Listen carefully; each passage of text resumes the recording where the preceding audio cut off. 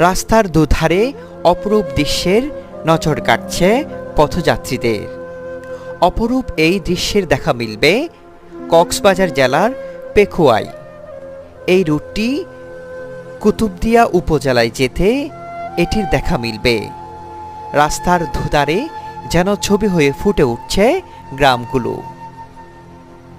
দেখতে খুব চমৎকার লাগছে গাড়িতে যাওয়ার পথেই। তবে রাস্তার দুধারে যে বিলগুলো আপনারা দেখতে পাচ্ছেন, এই বিলগুলো হলো লবণের মাঠ।